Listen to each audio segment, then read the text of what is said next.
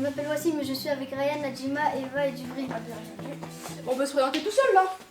Bon, on peut enfin parler. Aujourd'hui, nous allons vous parler de l'impact des réseaux sociaux dans nos vies. Mais tout d'abord, qu'est-ce qu'un réseau social? Un réseau social, c'est un site internet qui permet aux internautes de se créer une page personnelle afin de partager et d'échanger des informations, des photos ou des vidéos avec leur communauté d'amis et leur réseau de connaissances. Avoue, tu m'as copié cette définition. Oui, c'est l'internaute. Cette définition vaut pour Instagram, YouTube, Snapchat, Facebook.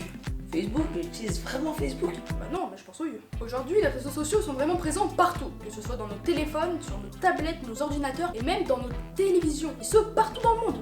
Tu sais, tous les réseaux sociaux sont aussi intéressants pour les entreprises. Par exemple, est-ce que tu suis une marque sur un réseau social? Bah oui, Nike, Adidas et même Lacoste.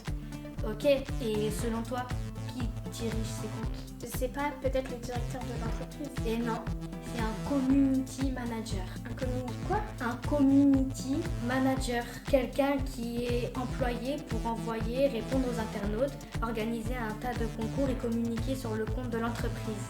Attends, il est payé pour envoyer des messages? Non, parce que si c'est ça, je le fais moi. Non, mais c'est pas si simple, il organise un tas de choses, il doit gérer l'image de l'entreprise, c'est quand même compliqué. En tant qu'utilisateur de ces réseaux, on est influencé par ce qu'on voit, ce qui est mis en avant par la plateforme. Par exemple, la présence de publicité partout sur les sites nous pousse à consommer davantage. D'ailleurs, cette vidéo est financée par Crépar. Crépar est un service en ligne de livraison de crêpes à domicile. Code promo dans la description. L'addiction au réseau est favorisée par les notifications qui déclenchent chez nous des décharges de dopamine. On est en permanence connecté et des fois cela menait à un sentiment de saturation du réseau, voire une envie de tout arrêter. Certaines communautés très anxiogènes et toxiques peuvent entraîner du harcèlement. Ces personnes nous traquent en ligne sans avoir besoin de nous pirater. Et en parlant de piratage, on vous conseille d'utiliser des mots de passe complexes, différents selon vos comptes, de les modifier régulièrement et d'activer les systèmes de double authentification. La dernière fois, j'ai vu une fausse information qui disait qu'il y avait une célébrité qui était morte. Alors, c'est totalement faux. Oui, ça ce sont des fausses informations. Ou des fake news, comme disent les Américains. Les fausses informations sont partout sur internet car facile à produire. Avec les réseaux sociaux, ces informations se propagent très vite, du partage en partage. En même temps, les personnes peuvent aussi se faire passer pour n'importe qui et ça marche malheureusement. Vous avez peut-être déjà vu des comptes fake sur Instagram. Il s'agit d'usurpation d'identité, très souvent d'une célébrité, pour obtenir nos informations et nous arnaquer. Dans l'ensemble, il y a un tas de bons contenus, mais certains illégaux passent entre les mailles du filet de la modération. Dans l'ensemble, il y a de bons contenus, mais certains illégaux passent entre les mailles du filet de la modération. Genre la modération, on peut pas tout checker?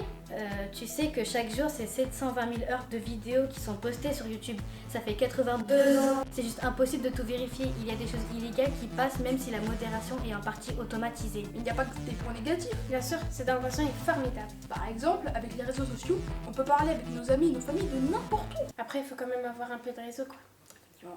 Ces applications nous permettent de nous divertir très facilement. On n'a jamais eu accès à autant de divertissement dans l'histoire de l'humanité. Comme on le disait, il y a des mauvaises communautés, mais la majorité sont très bienveillantes.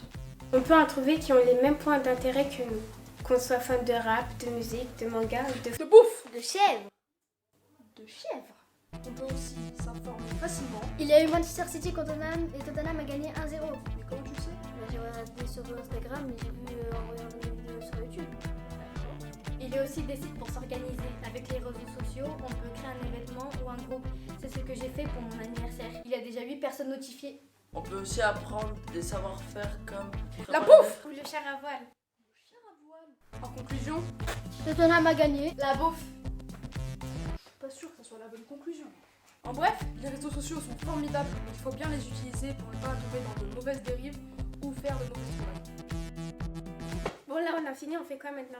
On va se préparer un bon couscous merguez bien épicé avec de la harissa. Allez, bougez de là